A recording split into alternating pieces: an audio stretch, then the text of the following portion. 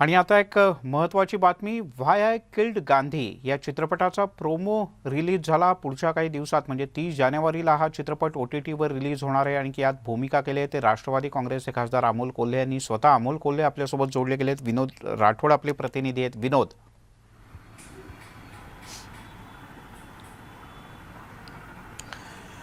नक्की आज ज्याप्रमाणे व्हाय आय किल गांधी असा एक ट्रेलर रिलीज झाला आहे आणि त्यामध्ये डॉक्टर अमोल कोल्हे जे राष्ट्रवादी काँग्रेस पक्षाचे खासदार आहेत त्यांनी ती भूमिका नथुराम गोडसेची यांची बजावली आहे.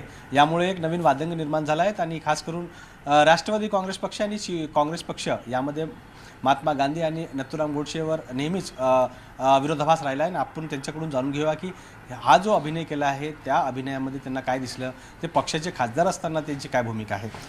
अमोल कोल्हेजी सर, मला एक सांगा की आपण हा चित्रपट निवडत असताना नेमकं काय विचार केला?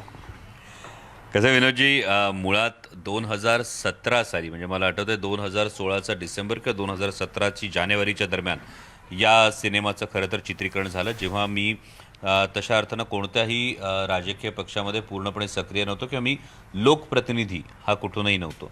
आणि कलाकार म्हणून जेव्हा तुमच्यासमोर भूमिका येतात तेव्हा त्या दोन प्रकारच्या भूमिका येतात. काही भूमिकांशी तुम्ही वैचारिकदृष्ट्या सहमत असता आणि काही भूमिका अशा असतात की तुम्ही त्यांच्याशी वैचारिकदृष्ट्या सहमत नसता, पण भूमिका आव्हानात्मक असते.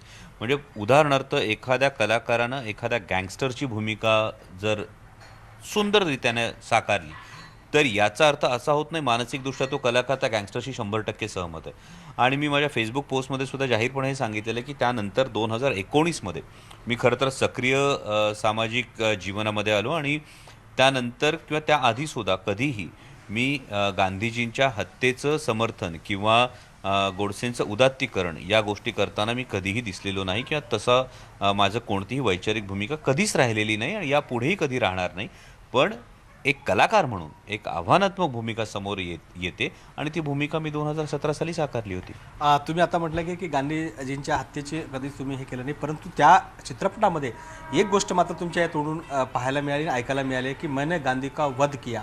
हा शब्द म्हणत असताना तुम्हाला असं वाटलं नाही का की या शब्दावर विरोधाभास मोठ्या प्रमाणात होऊ शकतो? नाही, नक्कीच यामध्ये विरोधाभास होणार, कारण या संपूर्ण विषयाच्या संदर्भामध्ये दोन्ही मतप्रवाह आहेत हे आपण सगळेजण जाणतो की यामध्ये उदात्तीकरण करणाऱ्यांचा एक गट आहे, यामध्ये या गोष्टीला विरोध करणाऱ्यांचा एक गट आहे. त्यामुळे या गोष्टी होणार आहेत. परंतु जेव्हा आपण अभिव्यक्ती स्वातंत्र्य म्हणतो तेव्हा त्या सिनेमाचे जे मेकर्स आहेत या मेकर्सना ही गोष्ट सांगायची आहे. ही गोष्ट जेव्हा समोर येते तेव्हा कलाकार म्हणून तुम्ही ती भूमिका स्वीकारता. तुम्ही विचारधारा स्वीकारत नाही, तुम्ही भूमिका स्वीकारता आणि त्या पद्धतीने ती भूमिका स्वीकारून मी काम केलं. 2017मध्ये तुम्ही चित्रपटामध्ये अभिनय केला आणि ते आता 2022मध्ये 30 जानेवारीला रिलीज होणार आहे. महत्त्वाचं एक आहे की तुम्ही राजकारणामध्ये आलेत आणि राजकीय व्यक्ती म्हणून तुमचा पुढाकार झाला आहे. राष्ट्रवादी काँग्रेस पक्षाचे तुम्ही एक महात्मा गांधीच्या विचारधारांचे पक्षातले कार्यकर्ते आहेत, खासदार आहेत. तुम्हाला असं कधी वाटलं नाही का की मी जर समजा नथुराम गोडसेची भूमिका साकारली तर मला राजकीय अडचण होईल किंवा राजकीय पक्षातले लोकांची मोठ्या प्रमाणात टीका होईल? मुळात एक महत्त्वाची गोष्ट आहे, 2017 साली मला हे ठाऊक नव्हतं 2019 साली मी निवडणूक लढवणार आहे. त्यामुळे कलाकार म्हणून घेतलेला निर्णय हा राजकीयदृष्ट्या घेतलेल्या निर्णयाच्या आड येईल असं वाटण्याचा काही प्रश्नच नव्हता. दुसरी गोष्ट, आज मी राष्ट्रवादी काँग्रेस पक्षामध्ये सक्रिय आहे आणि राष्ट्रवादी काँग्रेस पक्षानं उद्या या कलाकृतीवर जर टीका केली तर मला त्यात वैषम्य वाटण्याचं काहीच कारण नाही, कारण ती माझ्या पक्षाची ती वैचारिक भूमिका आहे, ती राजकीय भूमिका आहे. आणि ह्या गोष्टी इतक्या क्लिअर असाव्यात असं मला वाटतं. कलाकार म्हणून असणारं अभिव्यक्ती स्वातंत्र्य आणि समाजकारणात राजकारणात काम करत असताना तुमची राजकीय विचारधारा या दोन्हीची गल्लत होऊ नये या स्पष्ट विचारांचा मी आहे. त्यामुळे 2017 साली मला नक्कीच कल्पना नव्हती की 2019 साली काय होणार आहे आणि त्यामुळे असा काही विचार येण्याचं काही कारण नव्हतं. एक प्रश्न आणखी निर्माण होतो या ठिकाणी की आपण 2017च्या दरम्यान शिवसेना पक्षात होतात म्हणून हे भूमिका त्यावेळेस स्वीकारली आणि त्यानंतर तुम्ही पक्षांतर बदल झाला त्यानंतर ही भूमिका, म्हणजे दोन्ही एक मोठा विरोधाभास या ठिकाणी पाहायला मिळतो.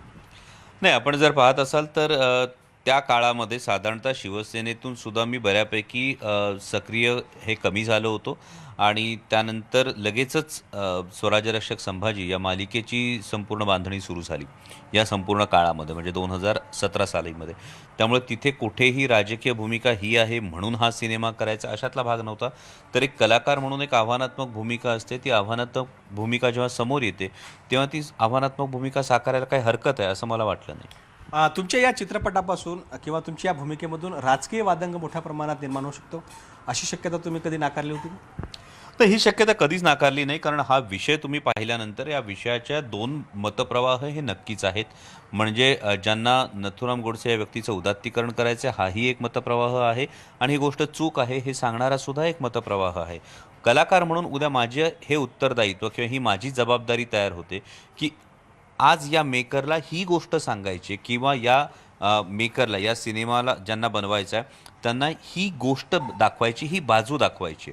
उद्या विरुद्ध बाजू दाखवणारा जेव्हा सिनेमा तयार होतो आणि त्यावेळी जर मला पुन्हा विचारलं गेलं तर डेफिनेटली त्यावेळीसुद्धा मला कलाकार म्हणून नीरक्षीर विवेकबुद्धीनं मला केवळ भूमिका म्हणून त्या भूमिकेकडे पाहणं तितकंच गरजेचं असतं. मी याला अभिव्यक्ती स्वातंत्र्य म्हणतो. मला एक प्रश्न विचारायचा आहे की कलाकार म्हणून तुम्ही जेव्हा काम करत असता, परंतु राजकीय आणि एक कलाकार अशा दोन व्यक्ती जर समजा एकत्र जर असेल, एकाच याच्यामध्ये समावेश असेल, त्यावेळेस अशा गोष्टी करणं फार अडचणीचं असं वाटतं? नक्कीच. जेव्हा तुम्ही म्हणजे हे मी 2019 नंतरचं सांगतो की 2019 नंतर जेव्हा मला भूमिका निवडण्याची नक्कीच वेळ येते तेव्हा या सगळ्या गोष्टींचा सारासार विचार होतो. कारण तुम्ही एका फार मोठ्या लोकसंख्येचं, म्हणजे जसं मी शिरूर लोकसभा मतदारसंघाचं प्रतिनिधित्व करतो, संसदेमध्ये प्रतिनिधित्व करतो, एका विचारधारेचं प्रतिनिधित्व करतो, त्यावेळी नक्कीच कलाकार म्हणून या भूमिका निवडत असताना काही निकष हे आपोआप आपल्याकडून लावले जातात. पण त्याही पलीकडे जाऊन कलाकार म्हणून असणारं अभिव्यक्ती स्वातंत्र्य आणि राजकीय व्यक्ती म्हणून असणारं वैचारिक स्वातंत्र्य या दोन्हीची जर गल्लत होऊ दिली नाही तर मला वाटतं रस्ता हा खूप स्वच्छ आणि स्पष्ट समोर दिसतो. आता राजकीय प्रश्न, एक महत्त्वाचे प्रश्न असे आहेत की महाराष्ट्रामध्ये 3 पक्षाचं सरकार आहे, काँग्रेस, शिवसेना आणि NCPचं. या तुमच्या भूमिकेनंतर काँग्रेस मात्र कुठे ना कुठे दुखावेल असं वाटतं? कसं आहे की ही भूमिका राष्ट्रवादी काँग्रेस पक्षाच्या खासदार अमोल कोल्हेंनी नाही केलेली, ही भूमिका कलाकार अमोल कोल्हेंनी केलेली आहे. त्यामुळे मला वाटत नाही की एवढ्या क्षुल्लक गोष्टीमुळे काँग्रेसने दुखावण्याचं काही कारण आहे. आणि या संदर्भामध्ये डेफिनेटली काँग्रेस त्यांच्या विचारधारेनुसार या सिनेमाला विरोध करणं किंवा या पद्धतीच्या सिनेमाचा निषेध करणं ह्याचं सुद्धा मला वैषम्य वाटता कामा नये. कारण मी कलाकार म्हणून ती भूमिका स्वीकारलेली आहे आणि जर काँग्रेसनं उद्या केलेली टीका ही मी आता खासदार म्हणून जर बघायला लागलो तर ती माझी गल्लत होईल. त्यामुळे मला असं वाटत नाही की केवळ एक सिनेमा झाला, जसं मी माझ्या फेसबुक पोस्टमध्येही लिहिलं की कीर्तनानं पूर्णपणे महाराष्ट्र घडला नाही आणि तमाशानं पूर्णपणे कधी बिघडला नाही. या वाक्यातली एक नकारात्मकता सोडली तर एक सकारात्मक फार महत्त्वाची गोष्ट आहे की there is always a difference between real life and real life. आणि मला वाटतं की या पद्धतीनं नक्कीच या तटस्थपणे या सिनेमाकडे, या कलाकृतीकडे आणि मी जे काम केलं त्यात मी कलाकार म्हणून काम केलं याकडे काँग्रेस हे नक्कीच बघेल. काँग्रेस तुमचा जर या सिनेमाचा किंवा चित्रपटाचा विरोध करत असेल तर तुम्हाला काही फरक पडेल असं वाटतं? मुळात वैचारिक भूमिकेने वैचारिक भूमिकेचा विरोध करणं याला तुम्हाला वाईट वाटण्याचं काहीच कारण नाही. कारण जे आपण कायम म्हणतो की विचारांची लढाई ही विचारांना लढली पाहिजे, त्याच पद्धतीनं जेव्हा एक कलाकृती या पद्धतीनं येते तेव्हा त्याला विरोध करणारी किंवा त्याच्या संदर्भातला जो विरोध आहे तो निदर्शनास आणून देणारा या प्रत्येकाला ते स्वातंत्र्य आहे आणि त्याच्यामुळे त्याच्यात काही गल्लत करण्याची काही गरज नाही. आता मूळ प्रश्न असा आहे की शरद पवार साहेबांना याची कल्पना आपण दिली होती काय की मी हा चित्रपट करता आणि यामध्ये नथुराम गोडसेची भूमिका साकारता?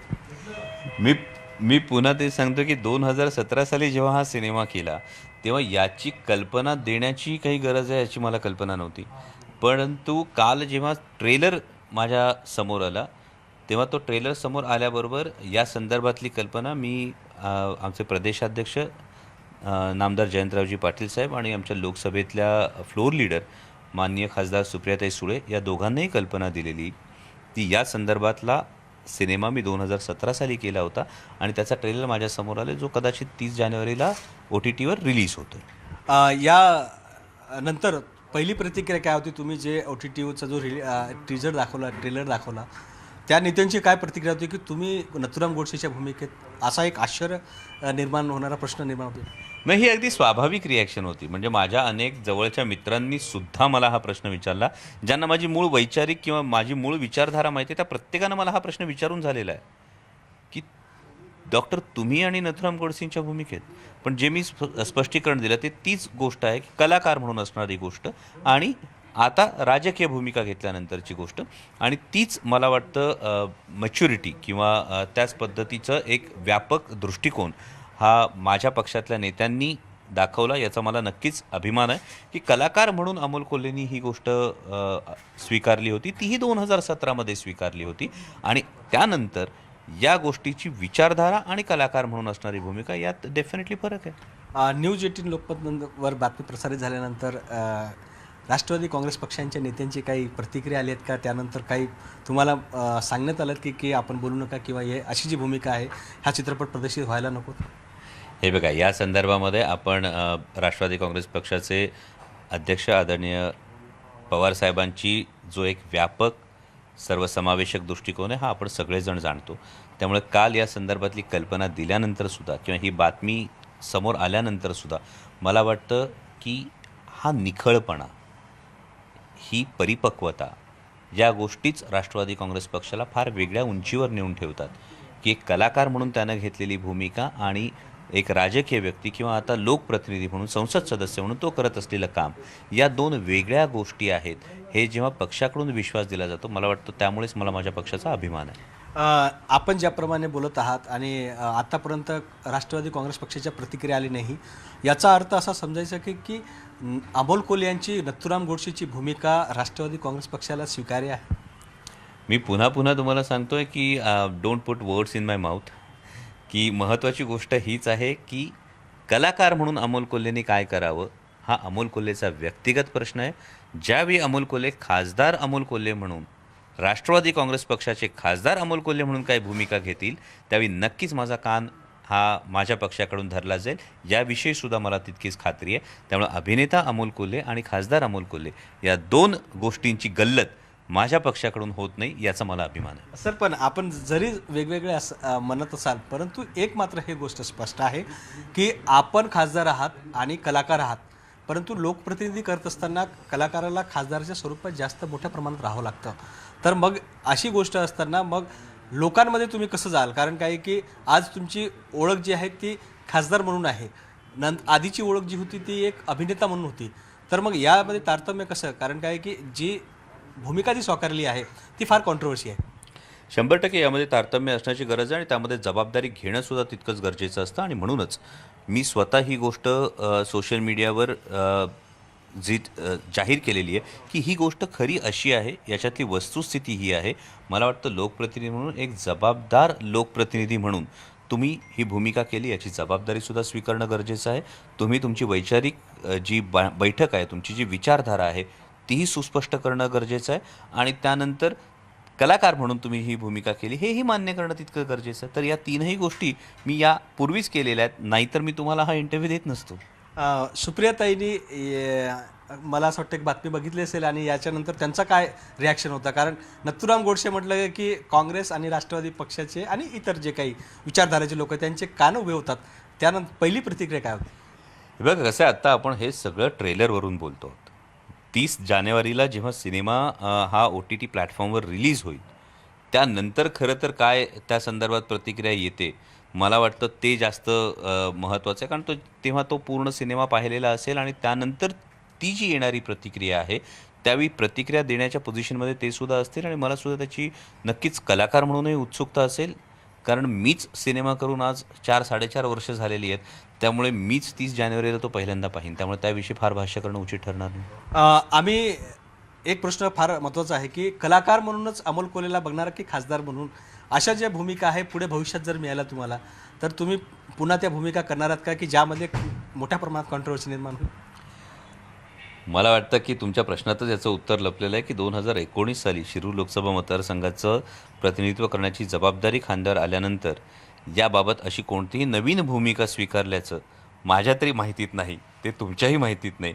तेव्हा नक्कीच जेव्हा एक ती जबाबदारी येते त्यानंतर होणाऱ्या गोष्टी या डेफिनेटली वेगळ्या आहेत. तुमच्या यांची एकंदरीत ही जी भूमिका स्पष्ट झाली आणि खास करून नथुराम गोडसेविषयी जेव्हा माहिती मिळाली आणि महाविकास आघाडीमध्ये आता चहलपहल पाहायला मिळतं. अनेक नेत्यांनी आपल्यावर टीका केली आहे की ही भूमिका तुम्ही स्वीकारायलाच नको होतं. तुम्हाला काय म्हणायचं आहे की महाविकास आघाडीचे नेते योग्य आहे की अयोग्य? कसं आहे, वैयक्तिकरित्या हे प्रत्येकाला माहीत होतं की आज कुणीही म्हणणं हे फार सोपं आहे की मी ही भूमिका स्वीकारायला नको होती. तर 2017 साली या नेत्यांपैकी कोणी येणार होतं का अभिनेता अमोल कोल्हेसाठी काही करायला?